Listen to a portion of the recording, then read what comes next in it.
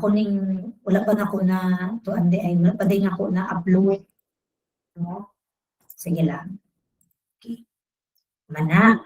So, Article 1529, paragraph A, nag-ingon siya nga if he or she delivers the goods to a carrier or other bailey for transmission to the buyer without reserving ownership in the goods or the right to the possession thereof, this unconditional delivery is so far as the seller's lien is concerned, the same as a delivery to the buyer himself or herself.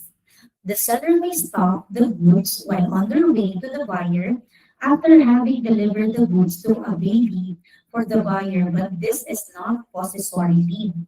Kasi, kani, muli ang sitwasyon na wala ang karapatan sa seller na mag-retain sa goods.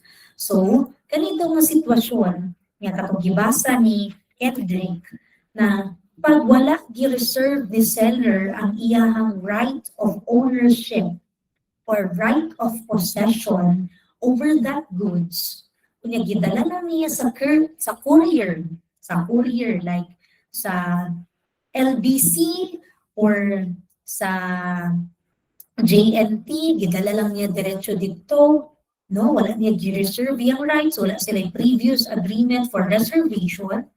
So it is as if gihatag na niya ang ownership or possession to the buyer. So in that case, wala na siya yung right to retain. No? Wala na siya yung right or wala na siya yung right to a possessory lien. Na siya yung right na stop ang pag-deliver, no niya ang LBC na ayaw na ihatod dito sa buyer. Pwede siya na ang tawag na stoppage in transit to, na siya yung right, ana, but that is not possessory lien. Okay? Again, ang possessory lien is yung right mo to keep the property sa imuhang possession because wala pa ka nabayaran seller. Okay? Klaro? Clear or not clear?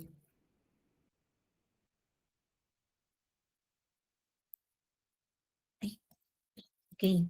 Sige, palihog po pa dayon Kendrick B. B and C. Palihog. Yes, ma'am. If the buyer or his or her agent lawfully obtains possession of the goods at the time of the sale, the ownership is transferred to the buyer so the unpaid seller loses his or her lien as he or she no longer has possession, having surrendered the same. Okay. The seller loses his or her lien either express or implied agreement to surrender it as when he or she allows the buyer to alter the character of the goods and make them much more valuable. Okay, thank you, Kendrick. Okay. Last 2 na sa prelims mo. Wala na akong rule, naisip lang ako karon. Anyway, letter B.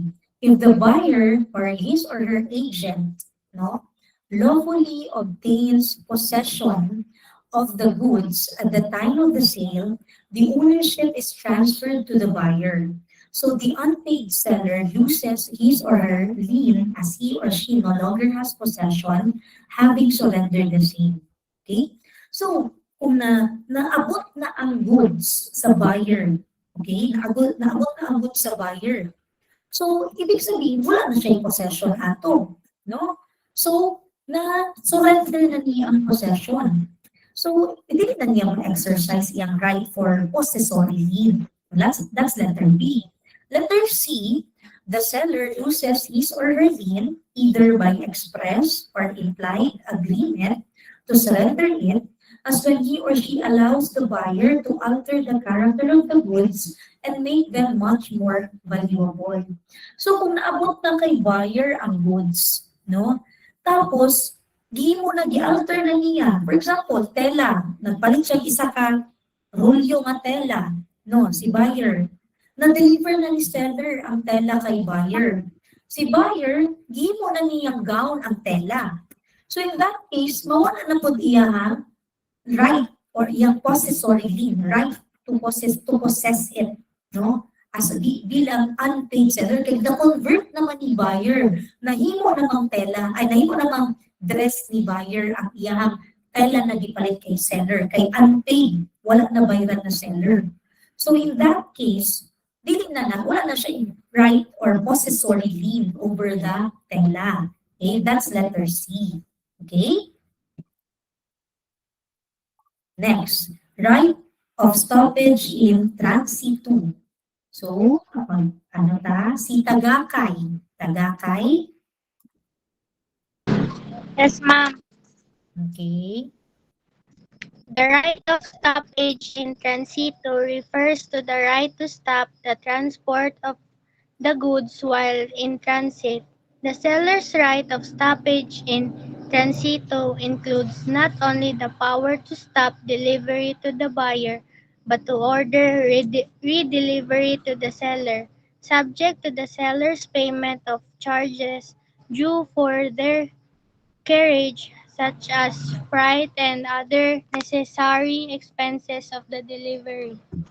Okay, thank you. Katong mga wala pa na ko natawag previews, pwede mo mag-raise of hands kung gusto mo magbasa sa PowerPoint ha. Okay, para na any points sa prelims. Okay? So next. So right of stoppage in, thank you Tagakay, no? So right of stoppage in transito, isa ni sa mga right na pwede i-exercise sa unpaid seller, sa seller na wala pa nabayaran.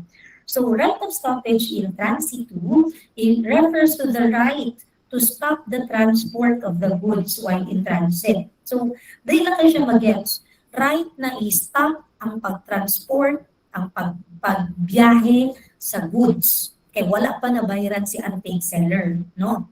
So, the seller's right of stoppage in transit includes not only the power to stop delivery to the buyer, but to order redelivery to the seller. So, in the same manner, nag-stop mo ang pag-deliver kay buyer, no?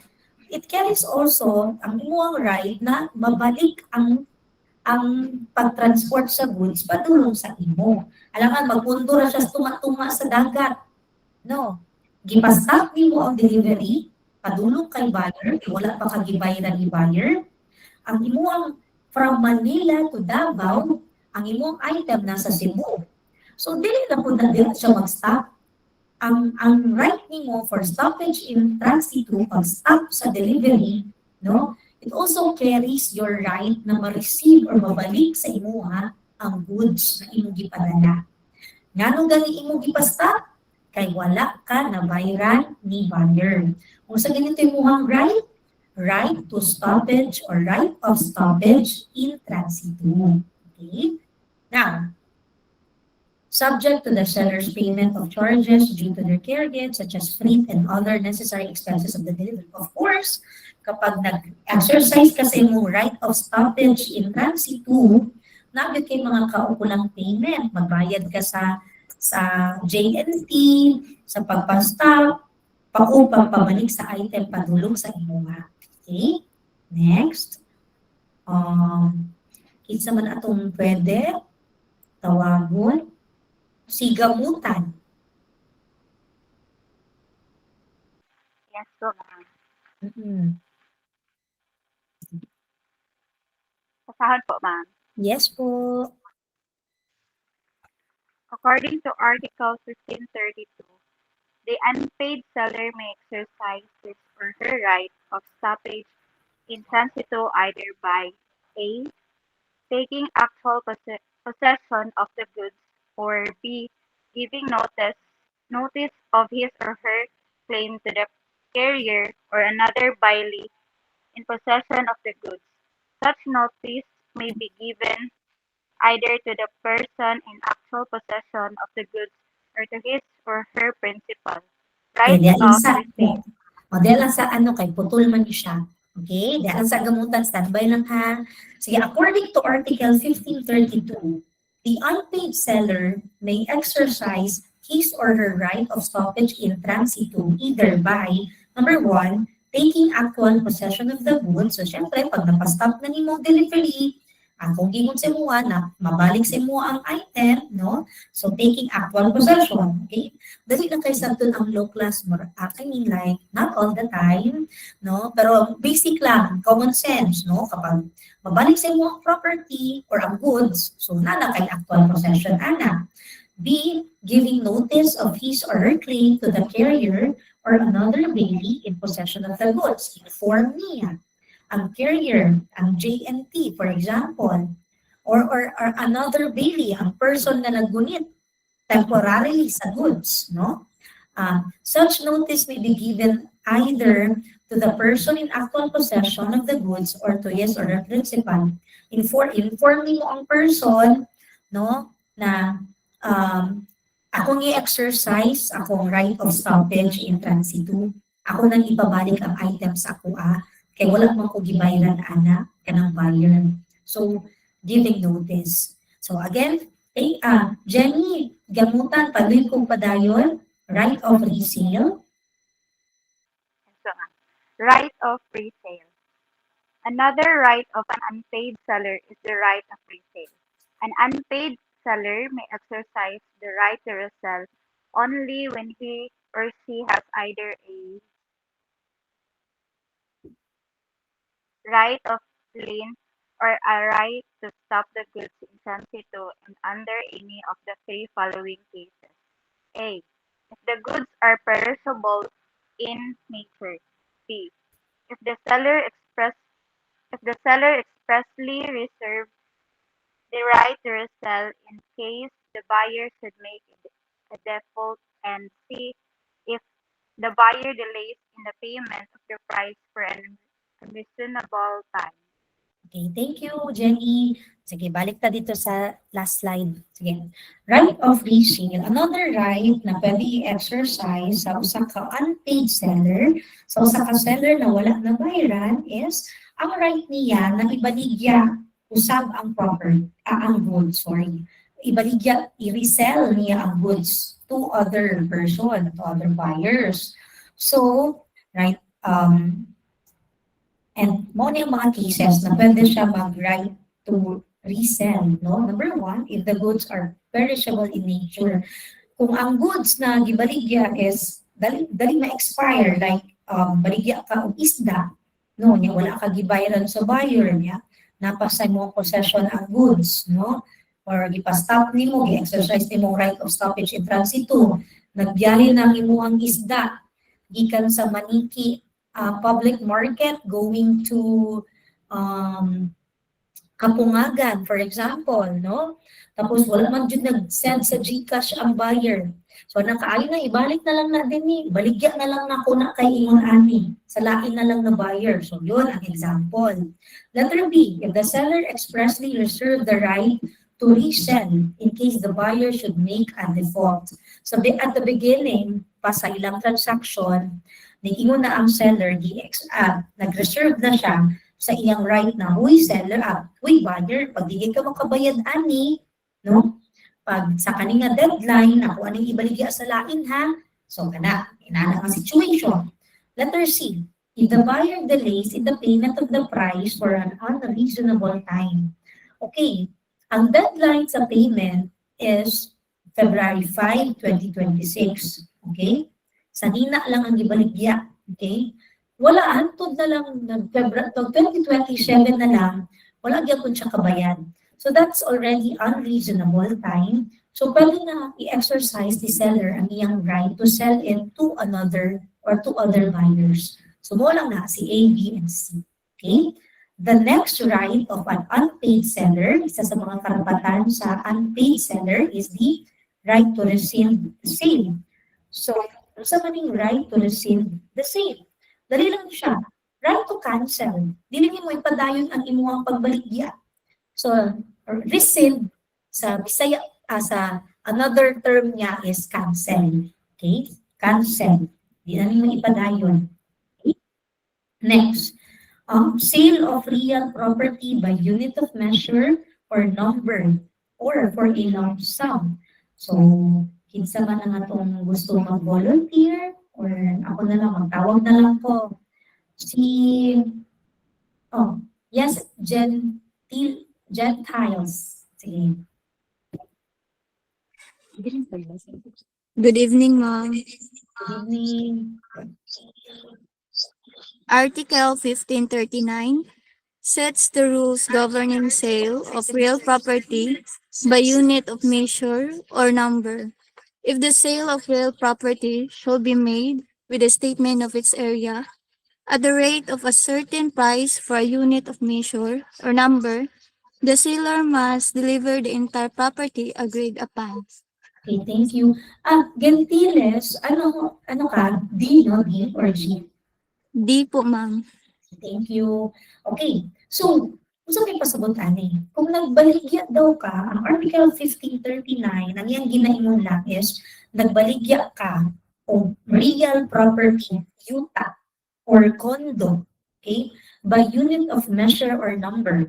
If the sale of real property should be made with a statement of its area at the rate of a certain price for a unit of measure or number, the seller must deliver the entire property agreed upon. So, usually, pag baligya ka yun, tangon ka, baligya ko og 100 SQM, no? Na house and lot, no? Or lot, for example. So, you have, kung kada inyong naagrihan, no, na ang number, na a unit, which is meters, kung kana ang yung naagrihan, kana dyan ang entire property yun, ang inyong i-deliver, dili pwede nga, nag-ingon ka 100 SQM, tapos ang imo lang i-deliver is 80. No, ang imo lang ihatag is 80. Dili pwede, ana. Okay? Okay. Padayon ko, abay ko padayon at Gentiles.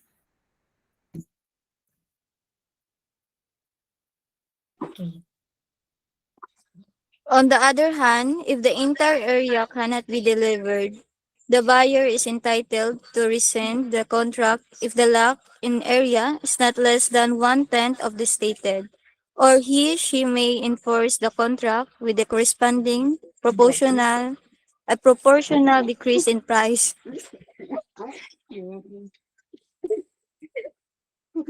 Sorry, ma'am. The right of rescission is available to the... Sorry, ma'am. Ma'am, naman ko kauban, ma'am. Sorry, ma'am. Kauban ayon sa pagsamok sa mong kauban, ha?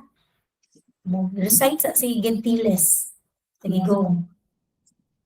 The right of rescission is available to the buyer in the following cases. A, if the lot in area is the least 1/10 of the stated. B, if the deficiency in the quality specified in the contract exceeds 1/10 of the price agreed upon. And C, if the buyer would not have bought the real property had she known of its smaller area or inferior quality, respective of the extent of the lot in area or quality. Okay, thank you.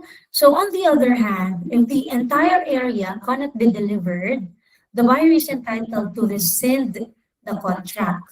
No, if the lot-in area is not less than 1/10 of that stated, or he or she may enforce the contract with a corresponding proportional decrease in price.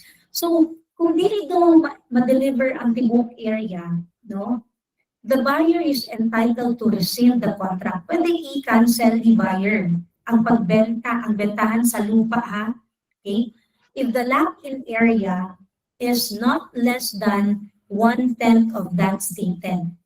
So may pasabutan, if the lot-in area, if ang kulang na area daw, kay dili daw siya mag less than 1/10 of that stated. So i-remember ninyo ang 1/10 of that stated. Okay?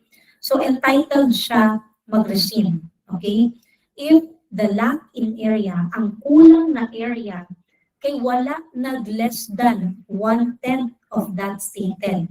Ang kulang na area, ibig sabihin, kulang din kayo ang area. Like, ang area lang na iyan ibaligya or ang naabot sa iya is 1/10 of that area. 1/10 lang, no? So, in that case, pwede niya i-cancel. Okay? So, ibig sabihin, ang nawala kay 9/10. Okay? Ang ibaligya kay 10 hectares, for example. Pero ang i-deliver lang plano sa seller is 1/10, no? In that case, pwede niya ipa-cancel. Okay? pwede ipa-cancel sa buyer ang sale. Okay? Pero, pwede po daw niya, he or she may enforce the contract with a corresponding proportional decrease in price. Pwede po daw na, kunyari, kung na ay kulang, pwede daw niya ipa-decrease. So, for example, 10 hectares, 10 million. Ang ma-deliver lang, kaya lang i-deliver sa seller is 5 hectares. Sige, 5 million na lang. Pwede po din wala na. So the right of rescission is available to the buyer in the following cases. So muna yung mga cases na available na pwede ma-exercise ni buyer ang right to cancel, rescind the contract of sale. First, katong gibasa ni Gentiles, the lock-in area is at least 1/10 of that stated. Okay? So, ang kulang na area kay at least 1/10 of that stated. No? Ang kulang na area, kulang of 1/10, no? 1/10. B, if the deficiency in the quality specified in the contract exceeds 1/10 of the price agreed upon. So remember niyo always ang 1/10. Ako rin i-ask sa exam or nasulat ako siya. One of the questions na ko, remember lang yung 1/10, okay? If the deficiency in the quality specified in the contract exceeds 1/10, ang kulang or ang kapangitan, ang quality na wala na meet is more than 1/10, no, of the area, no, of the price agreed upon, pwedeng ipa-cancel buyer, no. Letter C, if the buyer would not have bought the real property had he or she known of its smaller area or inferior quality, irrespective of the extent of the lacking area or quality, wala pa niya na-adto ang area. Giingnan lang siya na ako'y baligya na area, duol daw siya sa highway, anak. Mo'y palupok na storya sa seller. Pero, kung nag-adto na siya sa area, nag-ocular inspection, gi-check niya ang area, pangit di ay, kay nalagi sa highway, pero ang likod doon sa sapa. So, for example, anak. So, dahil siya yung mga underlying na mga kondisyon na pangit. Okay? So, in that case, pwede po ipa-cancel sa buyer ang sale. Okay? Next. Double sale. Sige. Celebrar Bien Junior.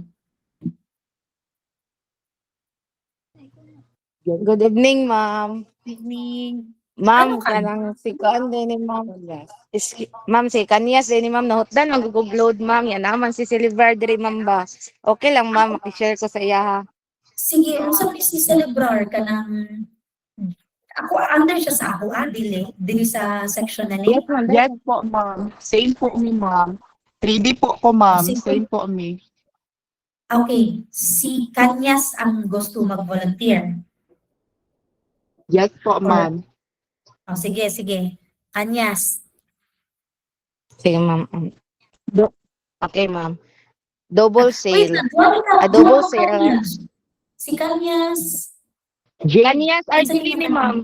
Argeline. RDE. Kanyas Argeline. Argeline, ma'am. Okay. Sige, palihog. That, ma'am. Okay. Double sale. A double sale arises if the same property is sold by the same seller to different buyers, in which case the right of said buyer shall be resolved in accordance with the rules set out in Article 1544. A.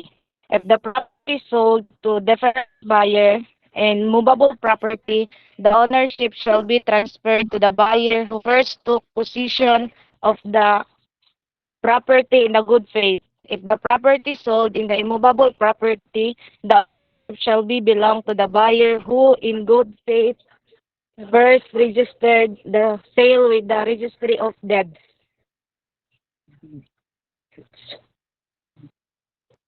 Sige, wait lang ha. That's Dapat you, siya ma'am. next. Yes, wait lang. B and C. Party siya sa double sale.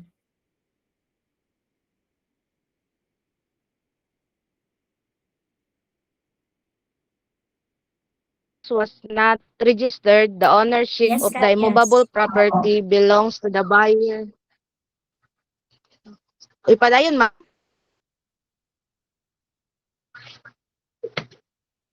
Tunga ka sa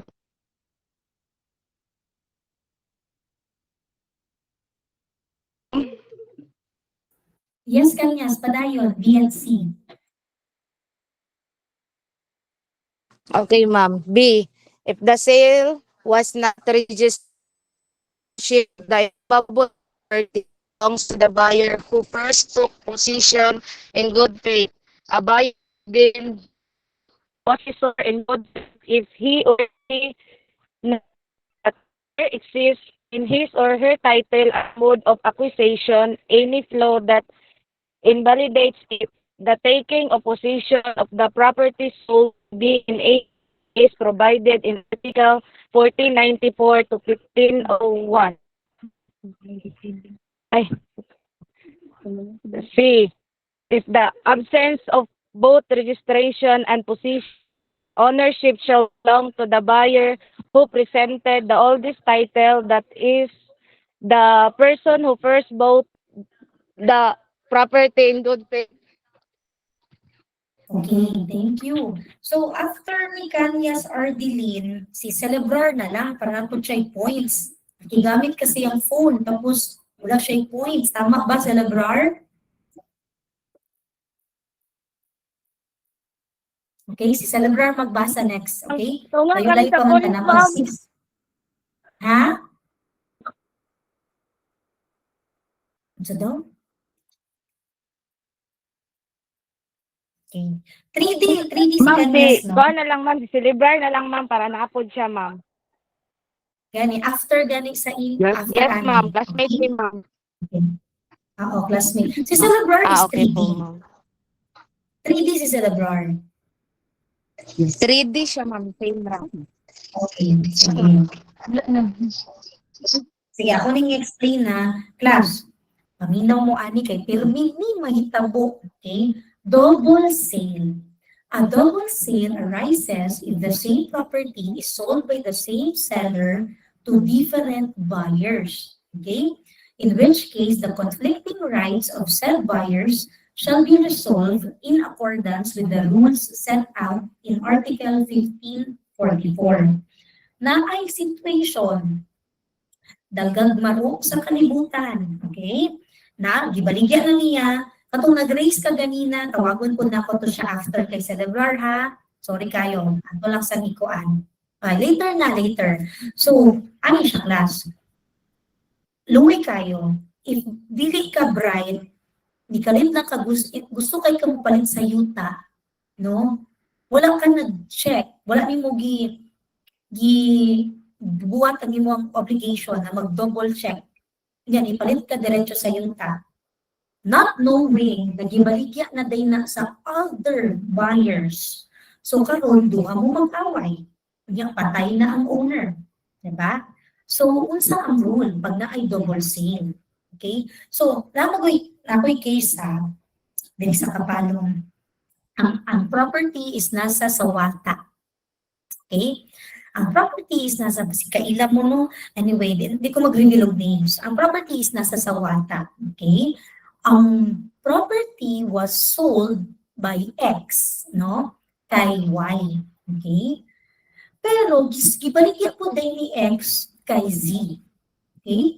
And then, ang nakabuta sa transfer certificate of title, no, is napa sa pangalan ni, di ba, X to Y and X to Z. Napakay X, but the title is already been canceled.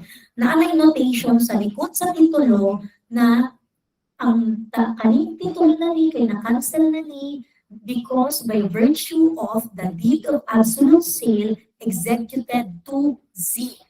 Okay? So again, X to Y, X to Z. So si X nagbaligya kay Y, nagbaligya po siya kay Z. Pero ipapangalan na niya ang titulo na anay notation sa deed of absolute sale na gibaligya ang property kay Z. Kunya, ipalit si X daw, ipalit si Y. No, ipalit si Y. Nagbayad po siya. Pero ang nakarehistro na pangalan sa title is si Z. Okay? So, dahil nahitabo na ikaduwa nagbaligya si X. Nagbaligya siya kay Y, nagbaligya siya kay Z. Okay? Pero ang naka-annotate sa title is ang pangalan ng Z. So, kung kinsa man ang i-believe, kinsa man ang ikuan sa court.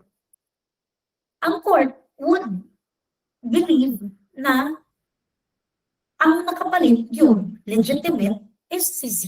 Kaya siya ang naka-annotate or nakasulat dito sa likod sa title nga na-cancel ang original title ni X because of the deed of absolute sale executed between X and Z.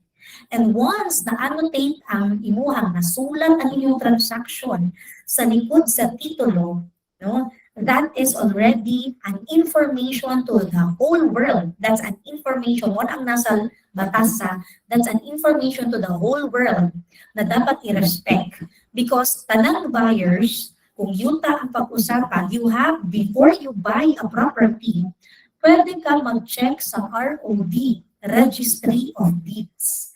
Kung nakasulat dito, yan, napalit na niya property ni Z, unya gipalit gyapon nimo kay X. So in bad faith ka na automatic in the eyes of the law because alam mo na yung property kay naa na kay Z pero nakipag-transact gyapon ka kay X. Okay? Muna na ang presumption sa law, no? Because daghan na siya doctrine class, mirror doctrine, Torrens title, sa land registration na siya na law ha, sa land registration. Okay? So, dapat sa double sale. Pag ang nasa titulo, naka-annotate ang pangalan na ay nakabutang dito na this title has already been cancelled by virtue of the deed of absolute sale executed between X and Z, cancel na ang title, ayaw na pagpalit kay X. Okay? Kay double sale ka. Okay? So, muna ang isa sa akong mga case sa kabalong na waiting ko sa decision sa akong judge. Okay? Anyway, going back, so unsa man ang rule? Ma'am, kung naay double sale, unsa man ang mahitabo? First, if the property was sold to different buyers, is movable property, the ownership shall be transferred to the buyer who first took possession of the property in good faith. Okay? Motor ang gibaligya. Okay? Duwa ang gibaligyaan. Okay? Ako, nagbaligya ko kay Celebrar o nagbaligya ko kay Gentiles. No?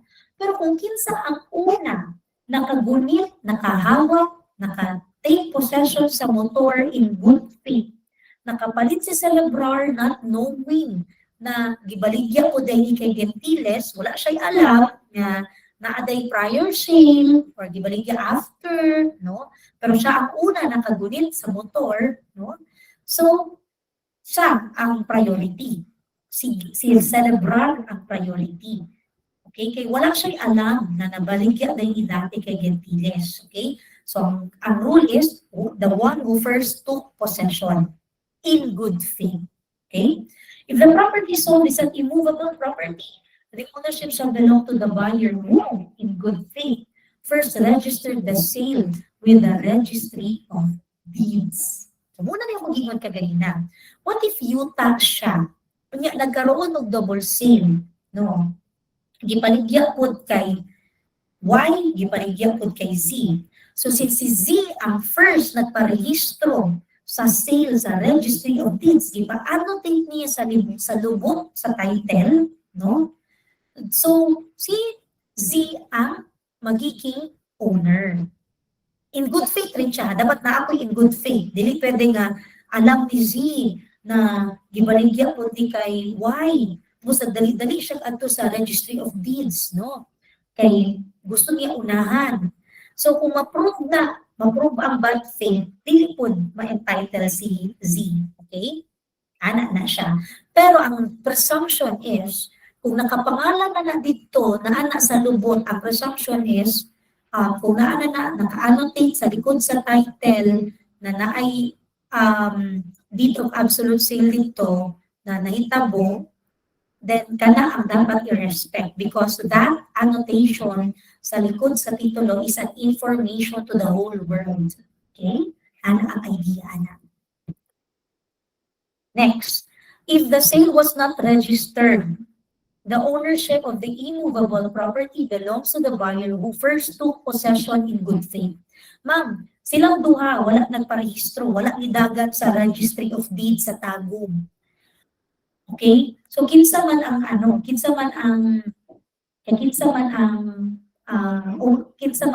ownership. The ownership of the immovable property belongs to the buyer who first took possession in good faith. Kasi una nagbalay dito, no? Siya ang tawag ani, magiging in good faith, siya magiging owner, siya ang priority. A buyer is deemed a possessor in good faith if he or she is not aware that there exists in his or her title or mode of acquisition any flaw that invalidates it. In good faith ka, kapag alam mo, or kapag wala kang alam na naada ay prior na sale, na naada ay problema ani nga titulo, no? In good faith ka, as in wala ka talagang alam. And paano mo malalaman, ma'am, na wala talaga siyang alam? So, na ito pagkabalo nga, wala, innocent siya, no? Kaya na magawas ang mga, mo nang mag-agi og trial, kaso, kasi di na magawas ang evidence sa Picas Party, then ang evidence sa Picas Party, di na maglabasan og evidence. Okay? In C, in the absence of both registration and possession, ownership shall belong to the buyer who presented the oldest title. That is the person who first bought the property in good faith.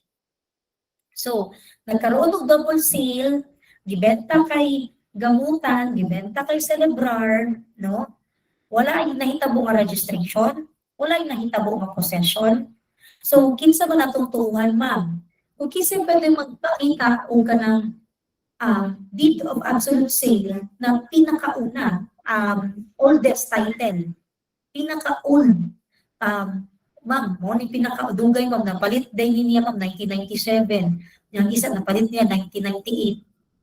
Di katong 1997, the buyer who presented the oldest title, okay, that is the person who first bought the property in good faith. Okay, muna ang rule, ha? Okay, understood? Kasabot? Magamit ninyo yung class kay kunyari kanina yung mga ginikanan, magpalit-palit yung mga property, niya wala nang double check. Nang ako'y bago legal advice sa office. Ni adto ang seller, ni adto pud ang buyer, supposedly buyer, no? Dila pa siya nagpalit, wala pa niya gipalit. Nagpa-check lang sila, attorney, okay lang ba ni attorney? Ang title kasi kay nakapangalan pa kay Sally, okay? Kay Sally pa siya nakapangalan, wala pa siya na transfer. Okay, pero si Sally is patay na, nasa Cebu. Tapos na siya yung mga anak. As buyer, anak ko, explain yun ako kay mama na kung as buyer, dili ko mapalit, ma'am, sa imuha, ma'am. Si seller, seller and targeted buyer. Nagpa-legal advice sila. So ako, kung ako ang buyer, ma'am, dili ko mapalit, ma'am. Kasi, dagdag kay ko, maglisod kong tipak sa title. Kasi modern title pa siya. Dili pa ma-divide ang title. So, dapat pa kayo kong istoryahon ng mga heirs, mga tagapagmana ni Sally. Okay? So, gusto na ko, kung mapalit ko title, kanyang title. Nakapangalan na, for example, kay Jahara Lakatan, then kay Jahara Lakatan kung ko nakipag-transact. Kasi mahirap man magpatipa o property or title class. Kaya labi na pag-own. What if ang isa doon ayaw ibenta? Ayaw, dili siya gusto ibaligya. So maglisod ka pa, patitulo sa inyong name, sa property. Nagbayad na kag 500,000. Ang nakasad sa story class is that, ma'am, kaya muna ko ni ibaligya sa ila, nagilang siya sa akong front, ang seller. Tapos nandun ang buyer. Nabi siya underlying reason. Kung sa day, ma'am, nakasi ko'y anak, nasa Peru akong anak, nakaasawa akong Peruvian. Tapos, nag-isod sila dito, akong anak, ma'am, dili makauli kay nag-isod og lakaw, naisakit. So, ma'am, I'm really sorry with your situation, na yun ana imong situation, pero pag ako dili mo pud mag-advise na pud ko og tama na maglisod jud ang buyer na magpalit sa property na wala dili sa imo nang kapangalan ug wala pa natipak ang titulo. Yun. So, yun yung nangyari kanina. Nalaki ko, nagilang ang seller, gusto niya ibaligya na gid kayo ang property kasi gusto niya makauwi yung anak niya. Pero kailangan mo punta mag-advise og tama. Di man punta pwede magpadala lang sa atong emotion na tungod luoy ang iyang sitwasyon, no? Mag-advise na lang punta sa buyer nga, o sige, palitan na ninyo, di man ana. Kailangan ta mag-advise og tama. As buyer, dili gid ko mo palitan ang property because wala pa siya natipak. O dagan pa kong istoryahon ng mga people na wala diri sa Davao, na sa Cebu. Eh what if ang heirs or ang mga tagapagmana, dili sila gusto ibaligya ang property. So, sakit sa ulo. So, mo to akong advice. Next, let's proceed with Chapter 4, Obligations of the Lendee. Sa mga obligasyon sa... Okay, class, nasabtan ninyo, class? Okay lang ta? Goods pa ba? Okay, thank you. So, si celebrar, obligations of the vendee. Kung vendee is vendor, vendee. Vendee, buyer. Muna siya. Okay? Celebrar. Ay, sorry. Okay. Wait lang Celebrar. po, ma'am. Wala po. Okay na po, ma'am. Okay na po. Intended learning outcomes. At the end of this chapter, the student will be able to summarize the obligation of buyer and contract of sale and explain the remedies of the seller in case that buyer fails to comply with his or her obligation. Okay, next. Okay, palihog ko, Ani. Wait lang po, ma'am. Nagawala-wala po ako sa screen po, ma'am. Sige.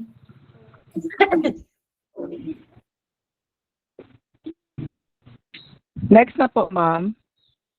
Okay, gana. Muna siya. Core obligations of the buyer. Core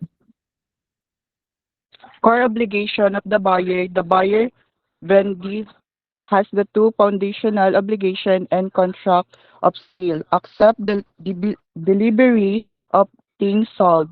Number 2, pay the price of the things.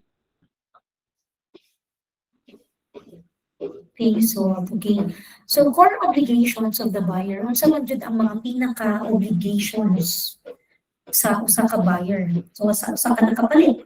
Number 1, the buyer vendee has two fundamental obligations. Accept the delivery of the things sold. Of course, kung gipalit nimo na, kailangan dawaton nimo na. Number 2, pay the price. So magbayad ka, pay the price. Kasi ang price, okay, sa part sa buyer, ang object is ang goods. Okay?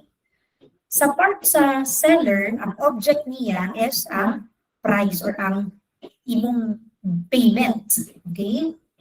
Diba? O sa ganito, elements sa contract, COC, consent, object, consideration. Okay? So, sa part sa buyer, ang imo gina-look forward is makuha ang thing, ang object. Sa part sa seller, ang iyang gina-look forward, mabayaran siya. Okay? Muna siya. Naput na sa exam, ha? Naput ko sa exam. Okay? Again, ang gina-look forward sa buyer is ang thing or ang goods.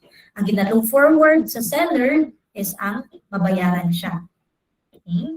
Next, Kisa kitong nag-volunteer ganina, yan na po din nga ng PowerPoint. Wala'y mag-volunteer, tawag na lang ko.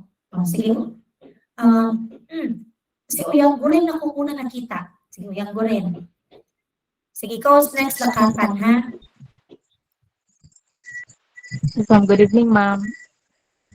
Rules on payment and delivery, timing and place. Stipulated, payment must be made at the time and place agreed upon. No stipulation, payment is due at the time and place where the delivery of the thing occurs. Simultaneous performance. Generally, the seller is not bound to deliver until the buyer pays, and the buyer is not bound to pay until the seller delivers. If one party performs, the other must comply immediately to avoid being in delay. Installments. As a general rule, a buyer is not required to accept goods in installments, nor is a seller required to accept partial payments unless expressly agreed upon. Okay, thank you, Uyang Gurin. Huwag pong basa si Uyang Gurin. Pas. Okay, rules on payment and delivery. I think na-discuss na ito ni previously, pero ito na lang i-recap. So, timing and place, stipulated. Ibig sabihin, when talk about stipulated, na-agreehan. Stipulate, na agreed. Okay? Payment must be made at the time and place agreed upon. So, ang rule is, kung na may nasabutan as to when and where ang delivery, no? Or when kuhaon ng item, o asa makuha ang item, then mauna ang sunod. Pag walay stipulation or walay agreement, payment is due at the time and place where the delivery of the thing occurs. So ang payment, no, kay mahitabo dito sa time o sa lugar kung asa ihatod ang item. Okay, kung walay stipulation, kung walay agreement. So for example, kung pick upon mo ang isda sa palengke, so dito po ka sa palengke magbayad. Muna siya. Simultaneous performance. Generally, the seller is not bound to deliver until the buyer pays. And the buyer is not bound to pay until the seller delivers. If one party performs, the other must comply immediately to avoid being in delay.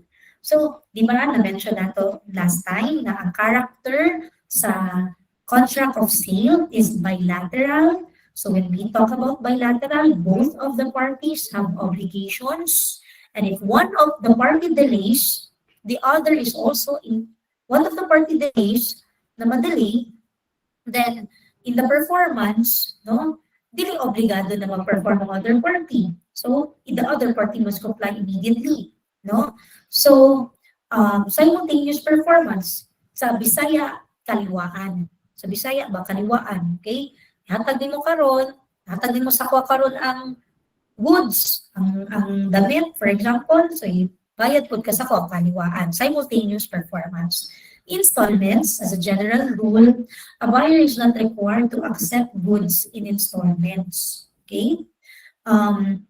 Nor is the seller required to accept partial payments unless expressly agreed upon. So always do that. Maski sa batas or sa actual, kung walay sabot ng installment, dili ka pwedeng mapugos nga installment ang payment. No? Pero kung nagsabot mo nga installment ang payment, walay problema. Basta ma-meet lang nimo ang sabot. Okay? Same po sa installment nga pag-deliver sa goods. Ang nasabutan is 100 sacks of rice ang i-deliver or ihatod. Pero ang kaya lang, nagsabot mo nga 25 per week, 25 sacks for first week, 25 sacks second week, 25 third week, 25 fourth week. Kung nakoy mo na ang agreement, walay problema. As long as it is stipulated. Pero dili, kung wala ko yung ingon-ana ang agreement ng installment delivery, no, installment ang pag-deliver, dili ka pwede ipubos yung installment ang pag-deliver. Okay? Muna siya. Next, si Lakatan. Good evening, ma'am. Lakatan is 3D. Yes po, ma'am. 3D po.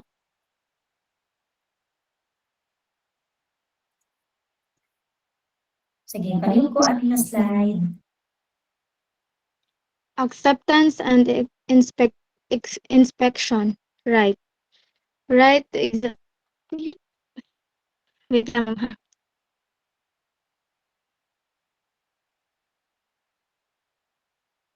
Right to examine. The buyer has the right to a reasonable opportunity to examine goods to ensure they match the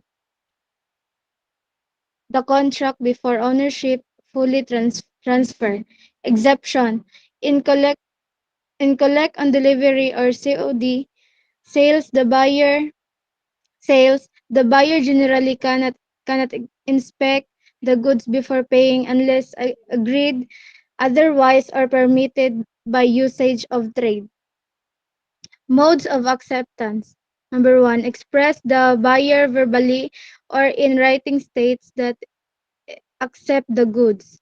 Implied. The buyer does acts inconsistent with the seller's ownership. Example, reselling or altering the goods or remain them for reasonable time without rejection.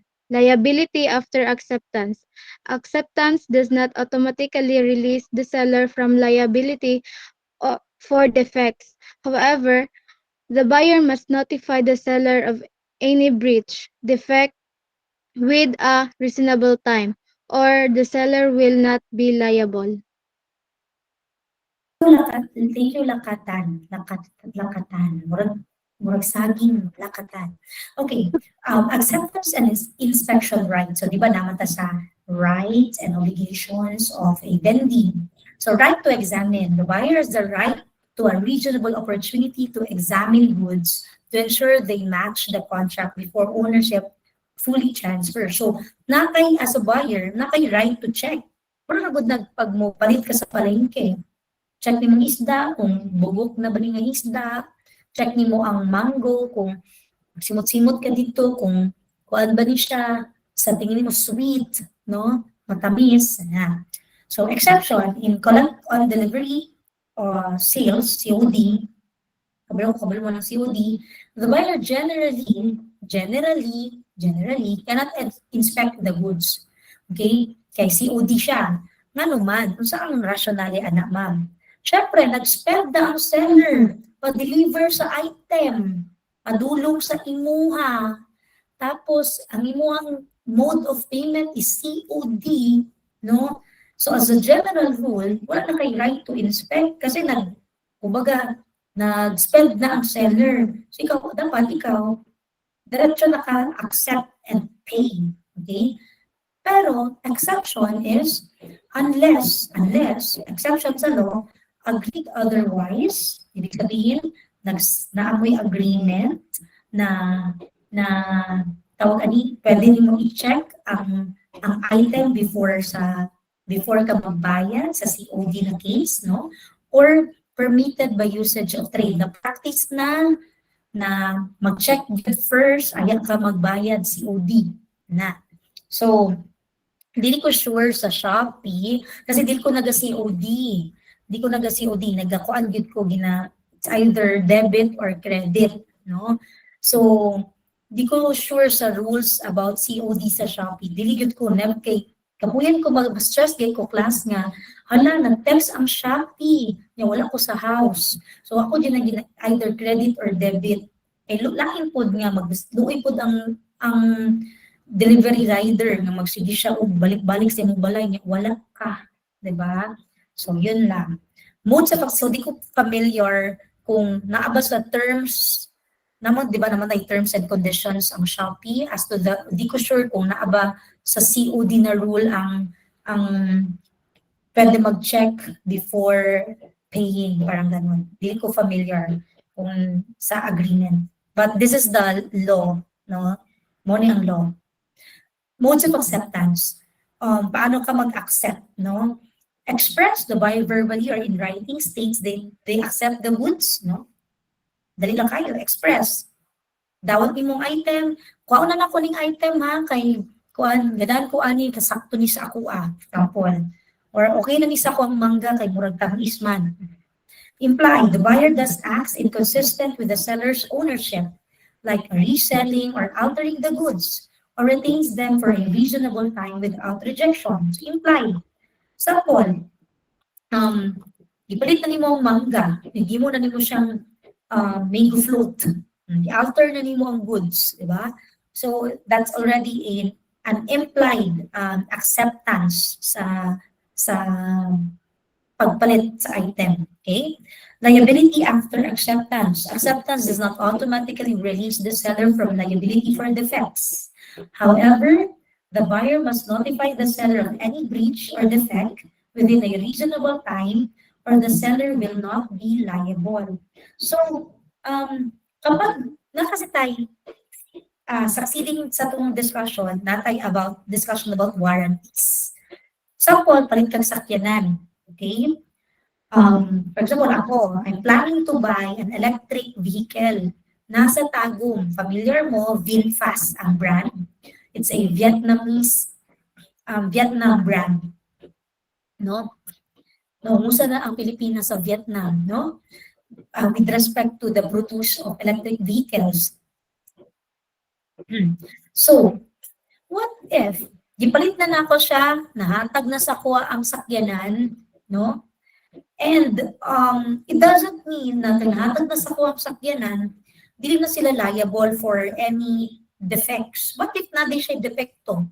So, pwede pa rin maliable ang seller for as long as i-inform na ko sila within the reasonable time, no? Na na-defect. Like for example, 1 year, na-warranty 1 year. Kapag magpalit ka mga sakyanan, no? Pero i-check po na nila, kaya basig mo kung gi-abuse ang paggamit sa sakyanan, gi-agi dyan mo sapa or whatever, gi-agi mo sa dagko nga bato, na dili siya sa regular usage ba sa thing. So, in that case, dili po malayable ang seller, anak, kaya na ako'y kamalian on your part. Ila po nang i-check if the defect is really on the quality of the item or goods or the vehicle. Okay? Next. Okay, Borinaga. Si Borinaga. Then si Suico next. Good evening, ma'am. Mm-hmm. Refusal to accept goods. Justified refusal, example, wrong quantity or quality. The buyer is not obliged to return the goods to the seller. Notifying the seller of the refusal is sufficient.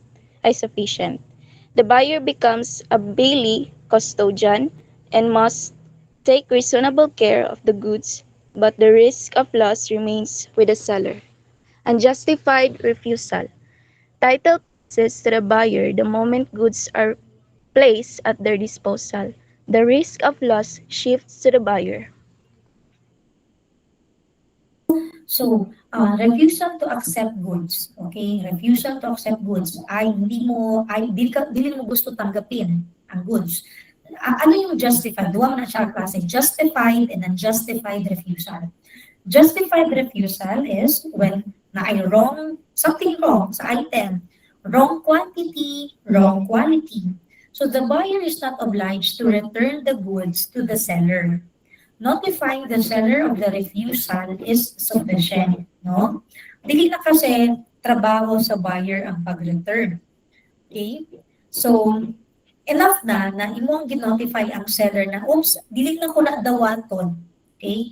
Kasi kulang 100 sacks of rice, pero pag iyang din 90 lang ang naa. Okay, then perfectionist ang buyer, ayaw niyang tanggapin.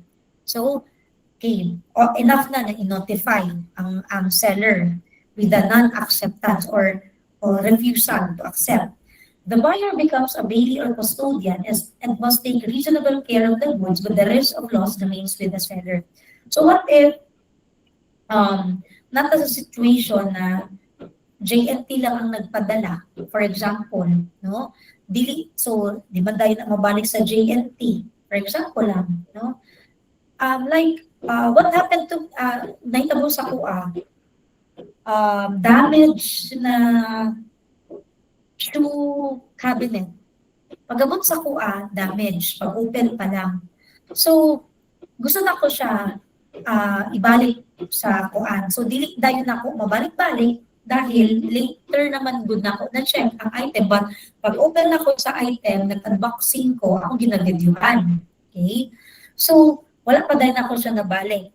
So the as buyer naging bailey ko, no, naging custodian ko sa thing first. Parang ako sa ang nag-take custody sa thing, no, but the rest of loss remains with the seller. Ang ownership nagyapon kay seller, kay wa man ako ayaw kong tanggapin di ko gusto i-accept kasi damage. Okay, and ginotify na nako si seller through Shopee app. So sabi ko dili na ako ni dawaton i-receive na ko mo jud akong term, i-receive na ko ni because wala ninyo gi-make good ang inyong obligation, damage ang dumating sa akin, so kailangan ko ninyo i-refund. Una akong gibuhat sa Shopee. Okay? Next, second, unjustified refusal. Title passes to the buyer the moment goods are placed at their disposal. The risk of loss shifts to the buyer.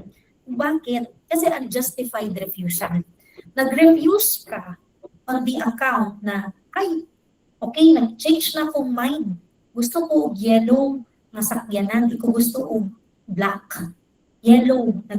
That is a form of unjustified refusal. So in that case, unjustified, no? Ang imong pag-refuse sa pag-accept, no? Kaya nag-change lang imong mind, di na nimo trip ang color black, yellow na imong gusto. So dili na pwede. Title still passes, no? Ang ownership still passes to the buyer, no?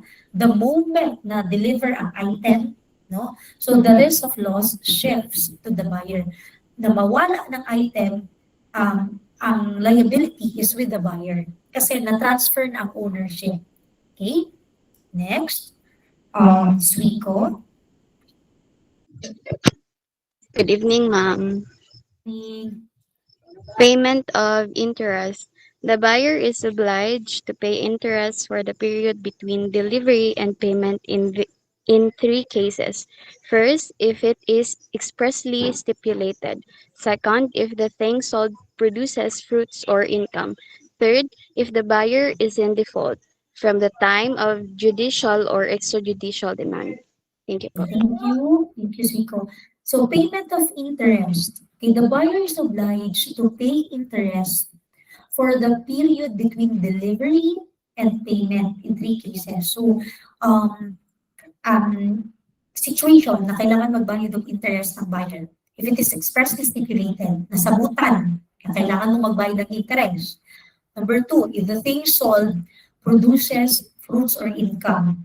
Okay? So kung magbunga siya, for example, nagbaligya ka o property over wala, yuta, for example, then ang yuta is na siya yung mga fruit-bearing na mga trees, and you're not fully paid pa, wala pa ka na fully paid, then namoy agreement na since wala pa ka na fully paid, ang mga fruits kay entitled ang seller, for example, no? So na yung mga yun if the buyer is in default, wala niya nabayaran in full, na siya period na wala nabayaran from the time of judicial or extrajudicial demand, so kailangan mo magbayad ng interest. So morning situation na wala pag yun fully nakabayad ang buyer.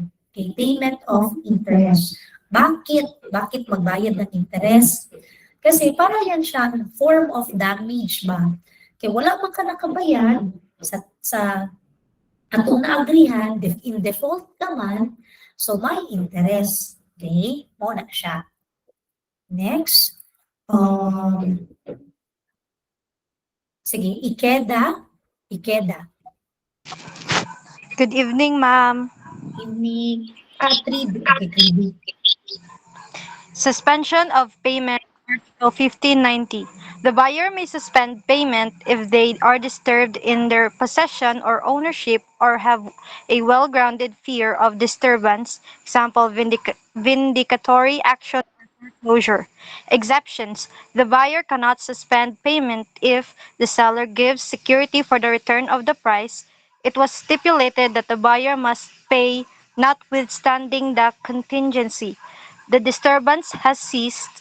the disturbance is a mere act of trespass. So, suspension of payment, kailan pwedeng magpa-suspend ng payment na dili sa bayaran, i-pause sa ang payment? The buyer may suspend payment if they are disturbed in their possession or ownership or have a well-grounded fear of such disturbance. No? Kung na-disturb ang imuhang paggamit sa yuta, for example, kung yuta ang object, ang gibaligya, or na-disturb imong paggamit sa motorcycle, no? So, or na kay well-grounded fear of such disturbance, nakabalita ka na ang i-embargo ang motor, for example, or nakabalita ka na ang yuta kay kwaon sa mga heirs or mga tagapagmana. So, pwede nimo ipasuspend ang payment. Exceptions, the buyer can suspend payment if the seller gives security for the return of the price. So, naghatag o, kumbaga, security ang seller na ibalik niya ang nabayaran. Okay? Yang nag-manifest siya na ibalik na ko ang payment. Okay? Ibalik na ko sa imo ang imuhang nabayaran. So, in that case, dili maka-exercise ang buyer of suspension of payment. Number 2, it was stipulated that the buyer must pay notwithstanding the contingency na nasabutan ninyo na sa inyong contract of sale, na sa inyong kontrata, na magbayad ka pa rin buyer regardless of what will happen, no? Regardless of the contingency kung saan ang mahitabo. Number 3, the disturbance has ceased. Na-stop na ang disturbo sa paggamit sa yuta, for example. And number 4, the disturbance is a mere act of trespass. Ano lang, dili siya, momentary lang siya, kanakajut lang siya, niagi lang, trespass lang, no? Niagi lang siya, dili yun siya ingon nga, naka-affect sa function, sa panginabuhi, for example. So, in that case, dili pwede ma-exercise ni buyer ang suspension of payment. Okay? So, next, maignos. Next, maignos. Good evening, Next ma'am. is may Bagyo. Good evening. Seller's remedies for non-compliance. A. Sale of personal property or movables. The sellers can rescind the contract as a matter of right if the buyer, number 1, fails to appear to receive the thing at the agreed time. Number 2, appears or B, or real property or immovables. Number 1, breach of Act 5091. If the seller has reasonable grounds to fear the loss of both the property and the price, they may sue for rescission immediately.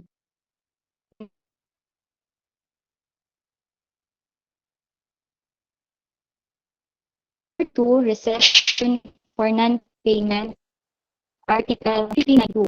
Even if the contract stipulates automatic rescission, buyer may still pay the price until the seller makes a demand for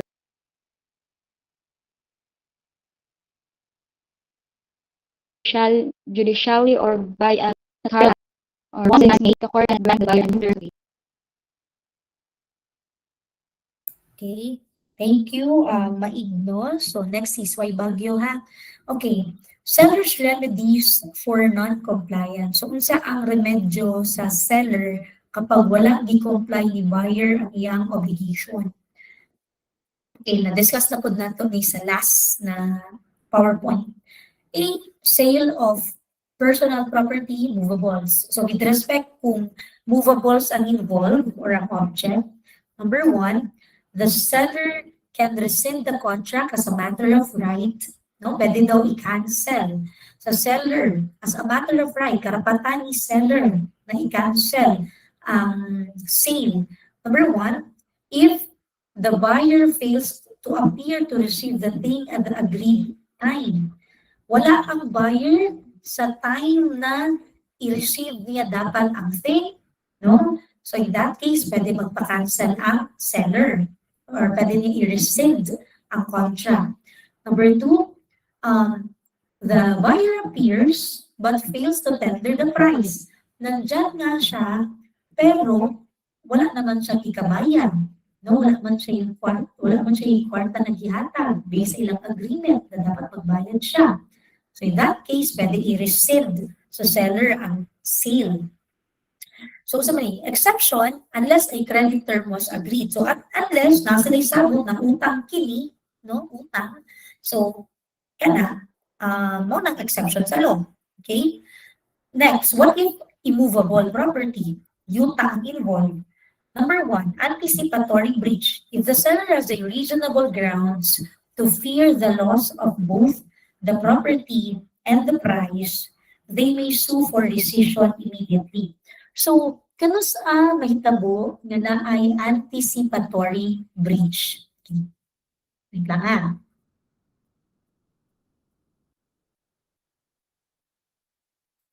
Kung sa may anticipatory breach, so anticipatory breach of a contract of sale occurs when one party clearly and unequivocally indicates prior to the scheduled performance date that they will not fulfill their obligations.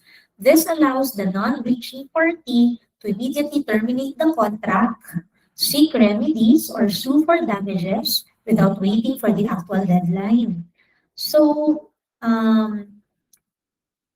for example, a seller emails a buyer 2 weeks before a scheduled delivery stating, due to raw materials shortages, we will not be able to deliver the goods as promised. Pero may mga situation ba na na-predict mo na si buyer will not comply with the payment or naanay advanced thinking ang seller na si buyer will not pay or will daot the property, no? For example, ang inyong agreement is magiging farm ni dapat, pero lahi or naamoy parang naanakay, syempre, sa real life mga class, sometimes malalaman mo na kung unsay kahinatnan kapag ibaligyan mo kaingon ani. Sa tingin mo, ma-destroy ang property. For example, no? Fear of loss of both the property and the price. So in that case, pwede na kay anticipatory breach sa tingin mo, hindi magko-comply yung buyer, so pwede ka agad mag-sue for rescission. Ibig sabihin, pwede dahil si seller mag-file of case to cancel the contract. Okay? To cancel the contract. Okay? Muna siya. Example po, if condo, okay? Sa condo, sa man ang rule, sa condo class, dili ka pwede magkuan din na, mag-commercial gani, like, himuon mo siyang law office, dili siya pwede ana. Kasi ang condo, mga condo units na nasa upper level na, dili siya sa ground na ano. Ang agreement na is, puy-anan siya. Usually sa mga contract sa condo, kanang mga nasa upper part na mga pagpuyo lang na siya, dili pwede nga magbaligya ka dila, himuon mo karinderya dila, dili pwede. So, kung sa tingin nimo na anay plano ang buyer sa condo na himuon na niya diyang cafe sa 5th floor sa condo, dili na siya pwede. So that's already an anticipatory breach. Pwede nimo i-rescind ang pagbaligya sa condo, i-cancel. Okay? Rescission for non-payment. Even if the contract stipulates automatic rescission upon non-payment, the buyer may still pay the price until the seller makes a demand for rescission, either judicially or by a notarial act. So, sometimes, namagyutay sa kontrata, nakasulat dira na pag dili makabayad o duha ka bayaran ang buyer, automatic cancel ang kontrata ha, ano na siya. So, the buyer may still pay the price. Pwede lang daw gyapon magbayad yung buyer. Maski na ay stipulation or agreement for automatic rescission. Mag-stop lang ang payment sa buyer if naghimo na og demand ang seller for cancellation. Tama na. Nag-file na siya case or nagpadala na siya og sulat, no, na ipastop, i-demand ang pagpa-stop sa payment, no, cancel na nato ni. Okay? By notarial act. Ibig sabihin, nagpadala siya letter na notaryado or supported with a lawyer. Okay, mo na siya. Rescission for non-payment. So in that case, pwede na mag-stop o bayad ang buyer. Okay? Next, once the demand is made, the court cannot grant the buyer a new term to pay. Kapag nag-demand na ang seller na, huy, buyer, wala mang kay bayad-bayad. No? So, although natay agreement for automatic rescission or cancellation, the demand for rescission is still required. So, kaya ako nag-file og kaso or nagamit og private lawyer, nag-hire og private lawyer para maghatag sa imuha og public document stating na stop payment na, no, or cancel na ang contract, no. So in that case, so then na pwede mag-stop og payment ang buyer. Okay? Next, actions for breach of contract of sale of goods. Si Suay Bagyo. Okay. Good evening, ma'am. Intended learning outcome. At the end of the chapter, the student will be able to 1. Explain the action available to the parties in case of breach of contract of sale of goods. Okay. Next. Relevance. The law outline remedies for the both sellers and buyer in case of breach. Sellers can seek payment of price, damage for non-acceptance or recession. Buyer can pursue specific performance of recession damage due to the breach of warranty. Okay. So, nalang diri sa situation na nag-breach, ibig sabihin nag-violate. Breach means, sa other words, a breach is violate. Okay? Nag-violate either ang seller or nag-violate ang buyer. Sabi dito, sa specific slide na to, sellers can seek payment of the price, okay?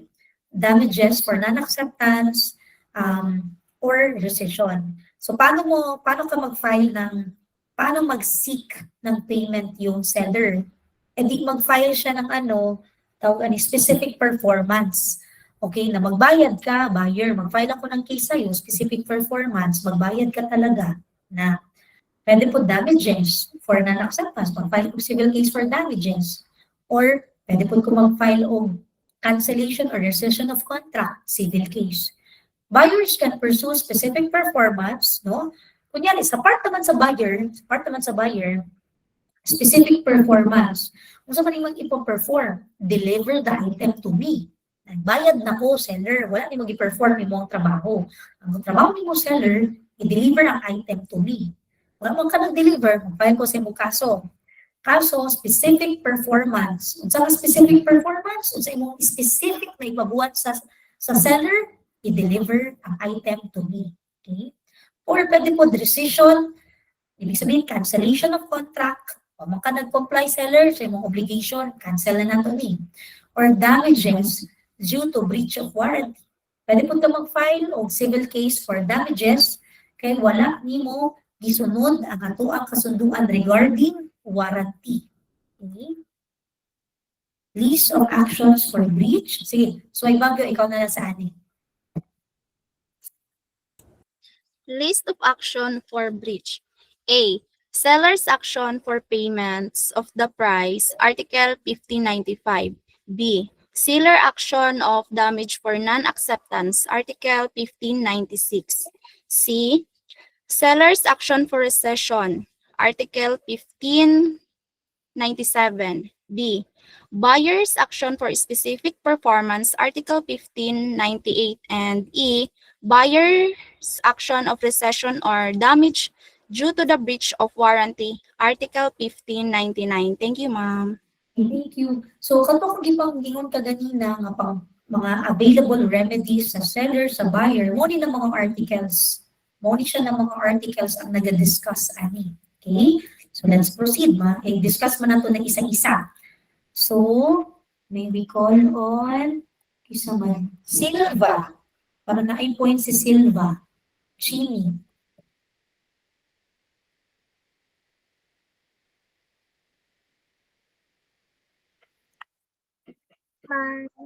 Sige, ikaw basahan ni Chini.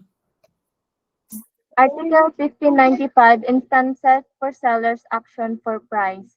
A. Ownership passed to buyer who wrongfully refuses to pay. B. Price payable on a set date. Buyer refuses to pay regardless of delivery, title transfer. C. Goods can't be readily resolved reasonably. Buyer unjustifiably refuses receipt. Seller must notify buyer of holding goods. Explaining two key seller remedies under contract of sale laws with illustrative examples. Using a scenario where Ronnie sold a laptop to Bobby for 45,000 pesos, it outlines 3 instances where Ronnie can claim payment. Thank you, ma'am. Kanina. Okay po. A. If Bobby received the laptop but unjustifiably refuses to pay. B. If they agreed on a fixed payment date, the delivery Bobby must pay unless Ronnie showed inability and willingness to deliver beforehand. C. If Bobby wrongfully refused delivery and Ronnie notified him, the laptop is held as daily for Bobby. Thank you, ma'am. Thank you, Silva. Article 1595 discusses, wait lang ha, basaw na to ang Article 1595 for a while.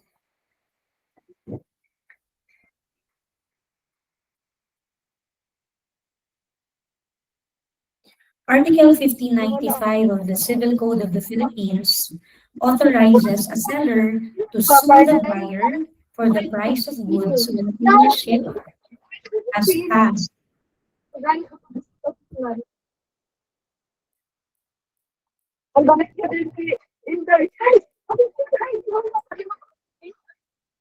When ownership has passed to the buyer, but they wrongfully neglect or refuse to pay, it also allows an action for the price if payment is due on a specific day, even if ownership has not passed.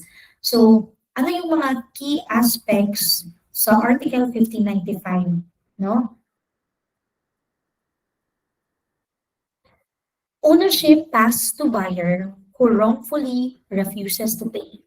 Napasa na ang ownership sa buyer pero ayaw pa rin niya magbayad. Letter B, price payable on a set date, buyer refuses to pay regardless of delivery or title transfer. Nag-agree tayo na bayaran mo sa ganitong date, pero ayaw pa rin magbayad ni buyer kahit na-transfer na sa kanya yung goods, na-transfer niya sa kanya yung ownership. C, goods can be readily resold reasonably. Dili na ma-resell, dili na ma-exercise ni seller iyang right of resale, no? Buyer unjustifiably refuses receipt. Okay? Seller must notify buyer of holding goods. So, si buyer naman, ayaw na rin niyang unjustifiably refuses. Ayaw niyang tanggapin yung goods. Pero si seller, hindi na rin niya pwedeng ma-exercise yung right niya to resell the goods. So, seller must notify buyer of holding goods. So, sasabihan ni seller yung buyer, bili ka muna dyan, sa'yo na muna yan. Okay? Explaining two key seller remedies under the contract of sale laws with illustrative examples. Using a scenario where Ronnie sold a laptop to Bobby for 45,000 pesos, it outlines 3 instances where Ronnie can claim payment. So, nagbaligya si Ronnie kay Bobby yung laptop for the amount of 45,000 pesos. So, ano yung mga pwedeng mangyari sa senaryong ito given na meron tayong Article 1595? Number one, if Bobby received the laptop but unjustifiably refuses to pay, yun yung first na scenario, yun yung giingon ako kaganina earlier. Letter B, if they agreed on fixed payment, for example, December 20, and regardless of delivery, Bobby must pay, magbayad dapat si Bobby unless Ronnie showed inability or willingness to deliver beforehand. C, if Bobby wrongfully refused delivery and Ronnie notified him the laptop. So, the laptop is held as baby kay Bobby, for Bobby. Siya na lang muna ang maghawak. So, okay, those are the scenarios. Pero, unsa man ang action? Okay, unsa man ang pwede mabuhat ani? So, if the goods have been delivered and ownership has transferred but the buyer refuses to pay, the seller can maintain an action for the price. Ibig sabihin, pwedeng mag-file yung seller ng kaso, civil case, specific performance. Okay? Yung sinabi ko kanina, transfer na kay buyer yung goods. Pero ayaw pa rin magbayad. Price payable on a specific day. Even if ownership has not passed, if the contract stipulates that the price is payable on a specific date, the seller can sue for the price if the buyer fails to pay, regardless of delivery. Wala pa na-transfer, pero namoy agreement na magbayad ka ng December 20, wala pa na-deliver, pero meron kayong agreement, pwede ka pa rin mag-file ng kaso, seller. Specific performance for the payment of the price. Yun yung ikakaso mo, civil case, okay? Sorry. Defense against the action. The buyer may defend against this action if the seller, before judgment, has manifested an inability to perform the contract or an intention not to perform. So, it's a defense sa buyer. Okay? So, the buyer can, no? Ano yung defense? Kung nag-manifest yung seller na hindi niya na kayang i-perform yung contract, so pwede mag-file po na po defense ang buyer. The buyer may defend against this action if the seller, before judgment, wala pa na desisyon na ng kaso, has manifested an inability to perform the contract or an intention not to perform. Okay? Goods cannot be readily be resold. If the goods cannot easily be resold for a reasonable price and the buyer wrongfully refuses to accept and pay for them, the seller may offer to deliver the goods, and if the buyer refuses, the seller may notify the buyer that they are holding the goods as bailey for the buyer and sue for the price. Ayaw mong tanggapin. No, ayaw mong tanggapin. Balik na lang na sa kuha seller. Pero kasuhan pa rin kita. Kaya hindi mo in-accept, pagsabot na ta, ay baligyan ako sa imo, ayaw mong i-accept, ayaw mo pang magbayad. Kasuhan kita. Damages. Okay? Next, Article 1596. Okay? Kisa man ang pwede. Sakandal. Sakandal.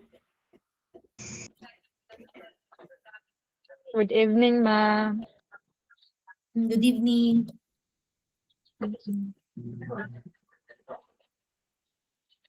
Article 1596.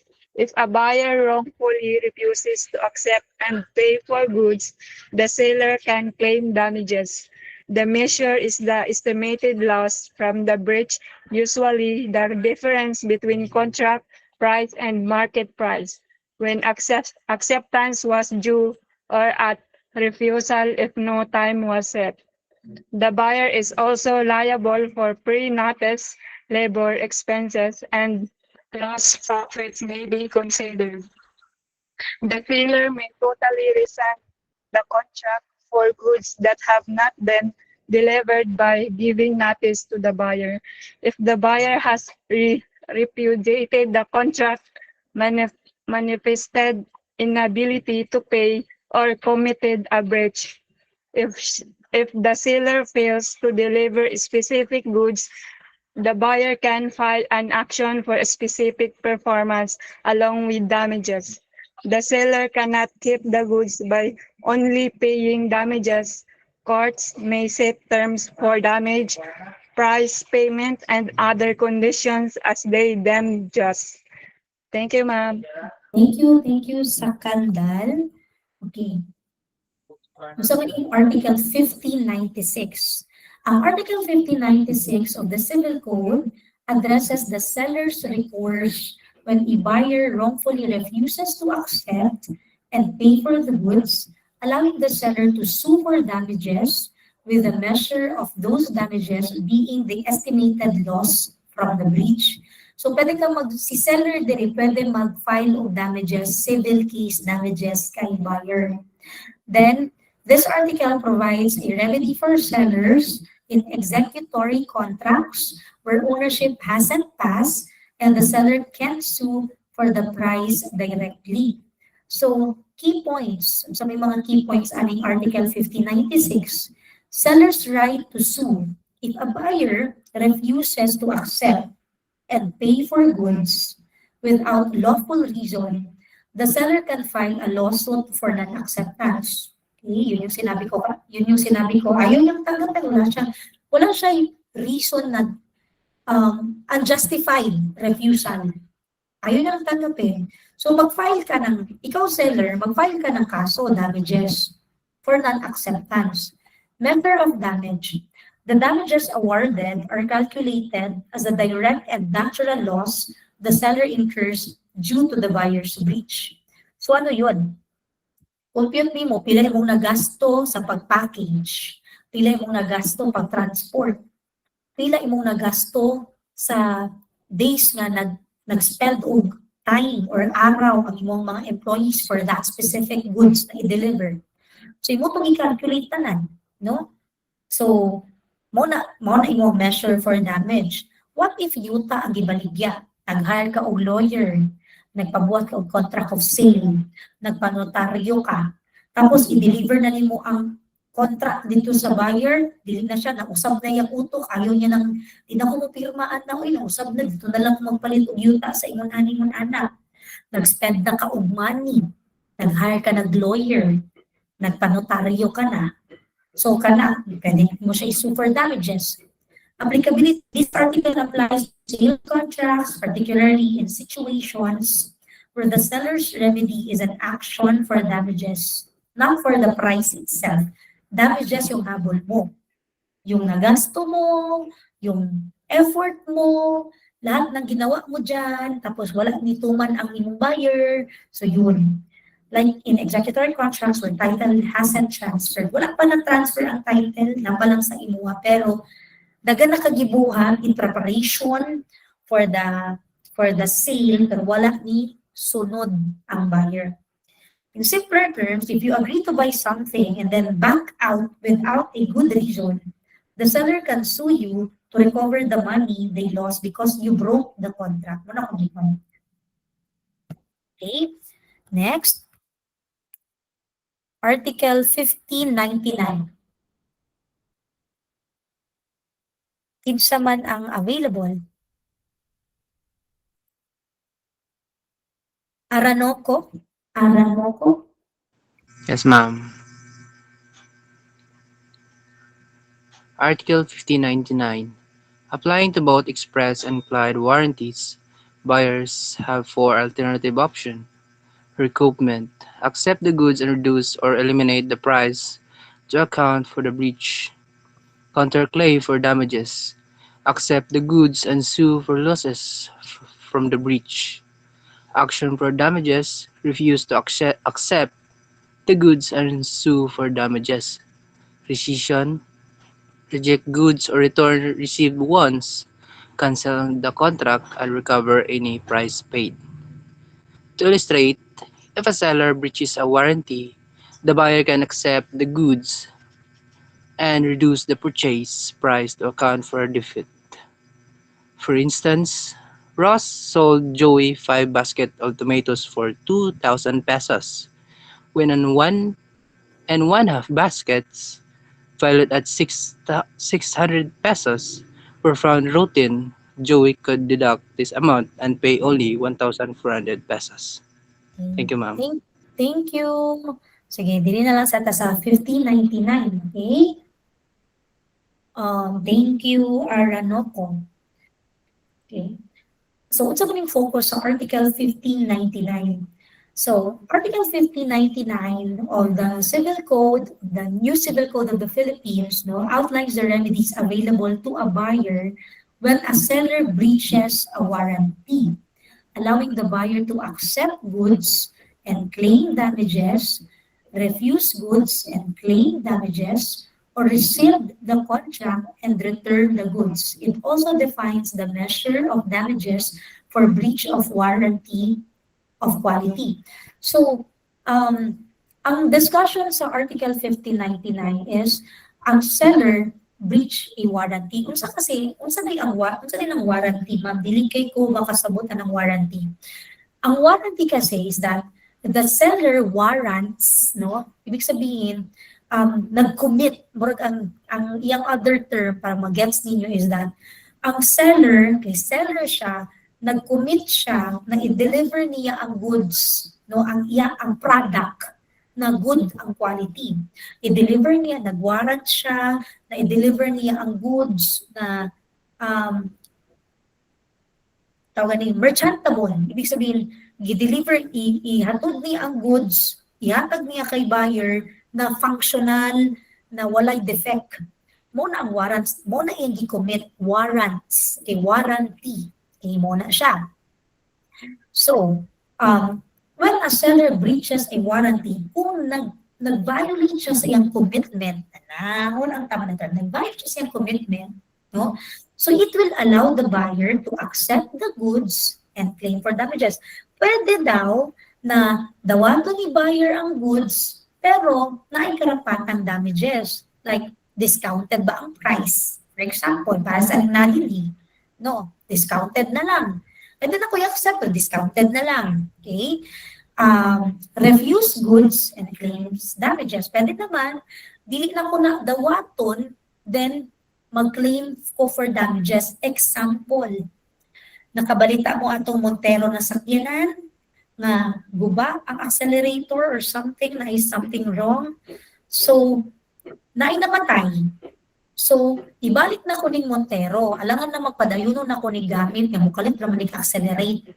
Yan na po'y malik siya, na po'y namatay. Diba? So, ibalik ang Montero and claim for damages.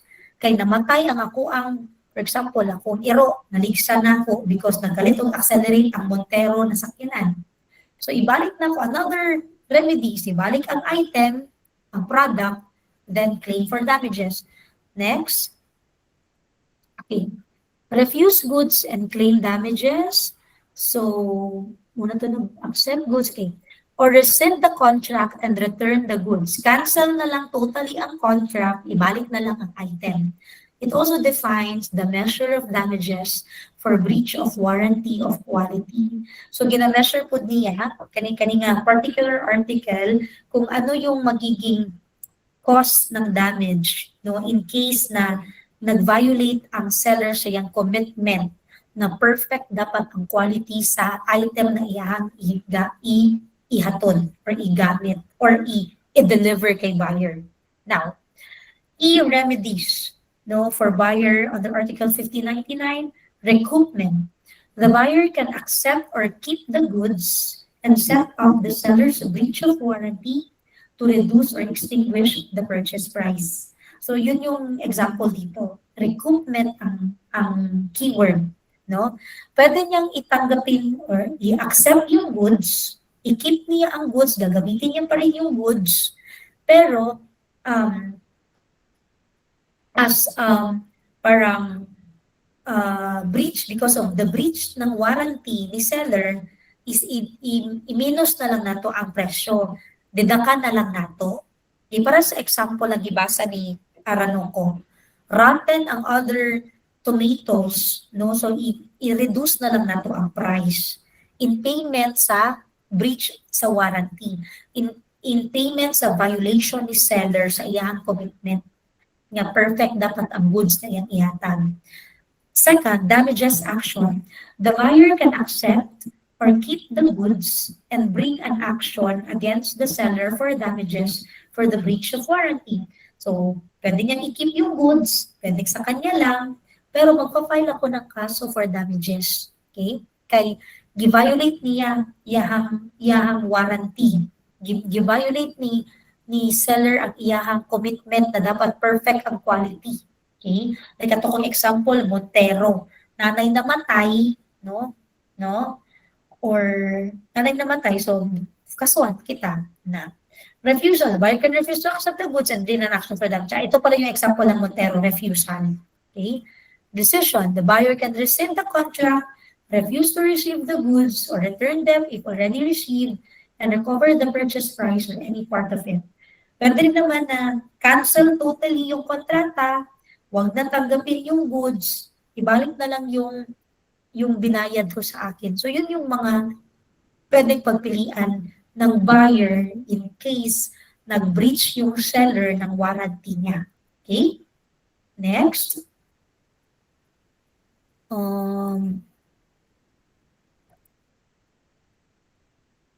For a while. Si Babylonia. Okay, Babylonia, wala pa siya nakaread. Good evening, ma'am. Okay.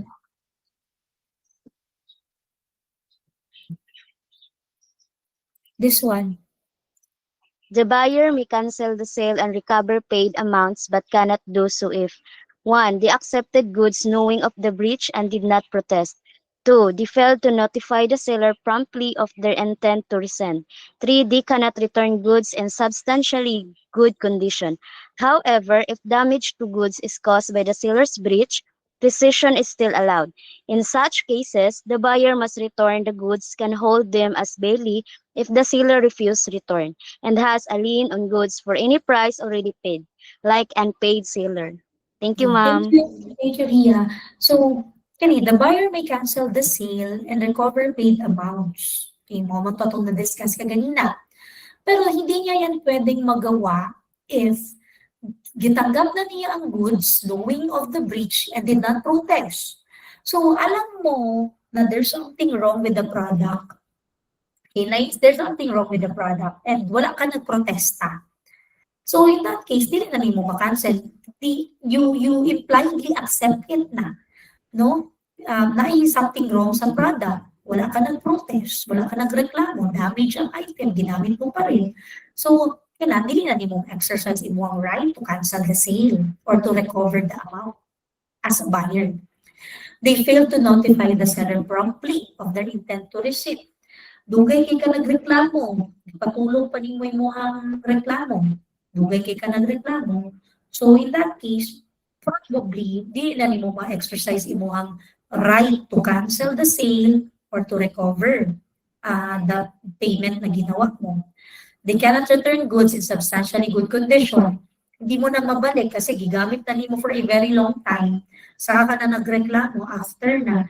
Kaya nga yung warranty class, yung warranty, kung mapansin ninyo sa mga mapalit mong appliance, 1 year warranty. 1 year lang ang ihatag. Within 1 year ka lang pwedeng magpa-exchange ng item. Tapos i-check pag yun nila. Kaya ba sige mo, for example, cellphone. Pag open ako, 1 month, goods, 1 year warranty ang phone. 1 year yung warranty niya. So, pero ano ko na-observe niya na is something wrong sa kanya. Like, dali lang siya malubat, ganyan. Eh, wala ko nagreklamo. Second year na lang, saka na ako nagreklamo. In that case, dili na ako ma-exercise ang warranty. Okay? Kasi it is as if i-accept na ako yung item. Wala. So, muna na-deadline yung warranty sa mga items na ginapalit ninyo sa mga malls. Because, dili pwede po na magdugay kaayo siya. Kay, pwede kasi masira na yung item because of its natural wear and tear. Sa pagpatuloy mo sa paggamit, nasira siya because of natural wear and tear. Lahat naman ng item masira. Ang katawan nga ni sa tao kay masira. Kita magkasakit ka, diabetes, BP, mutas ang BP. So natural wear and tear, ma-stress, 'di ba? So, yun. So, ganun siya. Such this one, maybe we will discuss this na lang sa next, no? Sa Sunday pohon. Okay? Kay hapit na yung exam. Hapit na yung exam. 7:52 naman po. So, nag-stop ta sa extinguishment of sale. Okay. Ang inyong attendance, please, asikasuha. Attendance ninyo diri. Pwede kong sulat sa mga wala pa nakasulat. Ha? We will start with chapter 6, extinguishment of sale.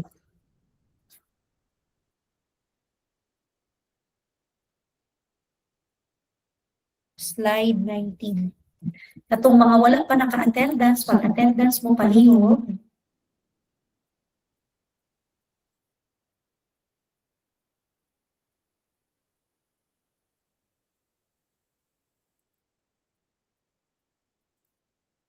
kasabot mo class for tonight, namoy natunan for tonight.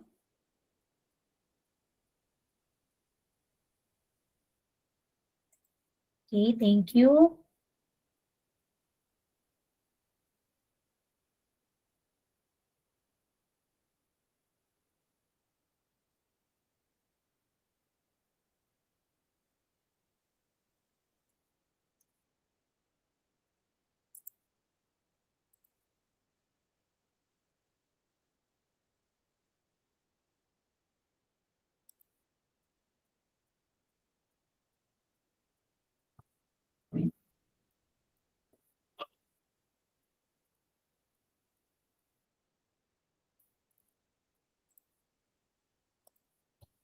Okay. Sige.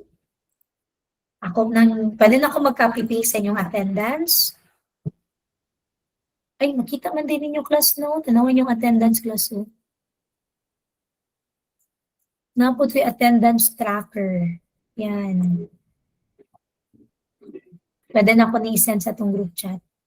Pero ako po ning i-save inyo ang mga attendance there, just in case.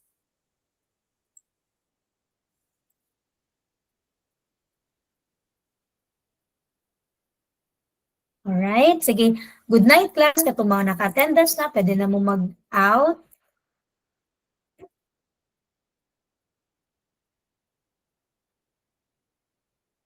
Thank you, ma'am. Thank you. I hope na mo'y natunan tonight. Bye, ma'am. Thank you, ma'am. Every day. Sige, good night. Thank you so much, ma'am. Thank you, ma'am. Sige. Bye. Thank you, ma'am. Bye-bye. Bye po, ma'am. Bye. Bye, ma'am. Good night.